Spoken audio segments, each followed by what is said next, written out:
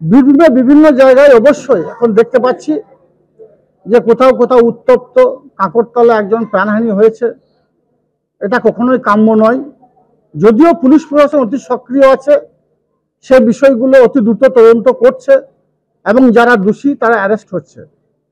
আপনি নানুরের কথা বললেন, নানুরে আমার হিসাবে কোনো রক্তক্ষয়ী সংগ্রাম এখানে হয়নি, কোনো ঝুট ঝামেলা হয়নি।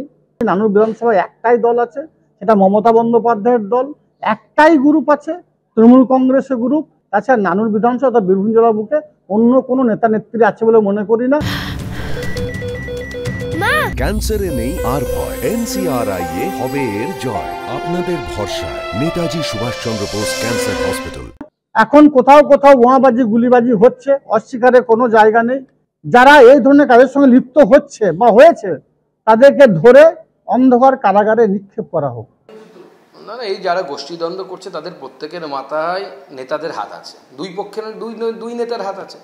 তো স্বাভাবিক সেটা নিয়ে দুই পক্ষের মধ্যে টানাটানি হচ্ছে, কে কার লোককে গ্রেপ্তার করাতে পারে তার কম্পিটিশন চলছে, আর কে কার লোককে বাঁচাতে পারে নিজেদের লোককে তার কম্পিটিশন চলছে। পুলিশ মাঝখানে তো শ্যাম রাখি না কুল রাখি, পুলিশের তো এখন তাই অবস্থা। ছোট নেতার কথা শুনবো, মেজ নেতার কথা শুনবো না বড় নেতার কথা শুনবো। শ্যামরাও রাখতে পারছে না, কুলও রাখতে পারছে না, দুটোই যাচ্ছে, উলঙ্গ হয়ে ঘুরে বেড়াচ্ছে পুলিশ। জনগণ তো দেখতে পাচ্ছে যে পুলিশ উলঙ্গ।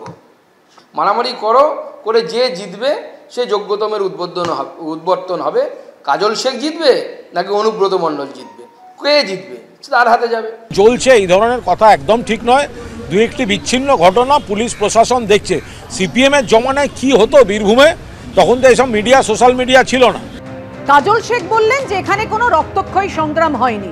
নিশ্চয়ই আপনাদের মনে আছে 11ই ফেব্রুয়ারির ঘটনা, কাঁকরতলার জামালপুরে বালির বকরা নিয়ে বোমাবাজি হয়, বোমার আঘাতে পা উড়ে যায় এক ব্যক্তির। এবং যে ঘটনা ঘটেছে এই কাকরতলাতেই একজনকে খুন হতে হলো তৃণমূল কর্মী, তাহলে সেগুলো কোনো রক্তক্ষয় নয়। এই ঘটনার পরে কাকরতলা থানার আইসিকে সরিয়ে দেওয়া হয়।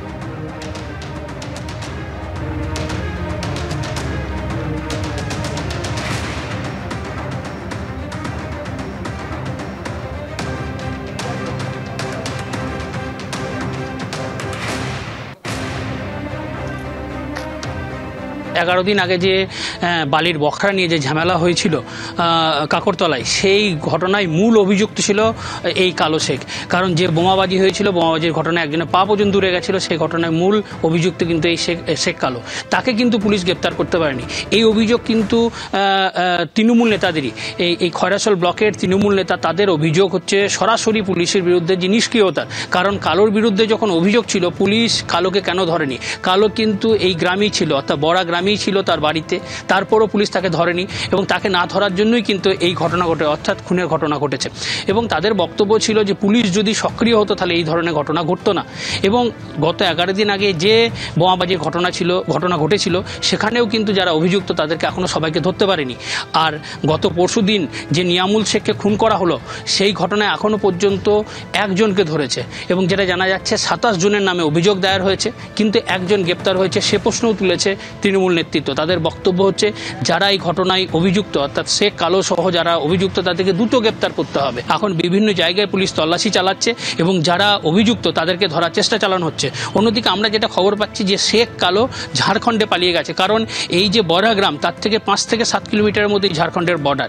এবং যেটা প্রাথমিক সূত্রে জানা যাচ্ছে যে শেখ কালো ঘটনার পর যখন এই ঘটনা ঘটে, অর্থাৎ নিয়ামুলকে মারধর করা হয়, তারপরই গ্রামবাসীদের একাংশ গভীর রাতে শেখ কালোর বাড়িতে হামলা করে এবং তারপরই কালো পরিবার সহ ঝাড়খণ্ডে পালিয়ে গেছে বলে জানা যাচ্ছে।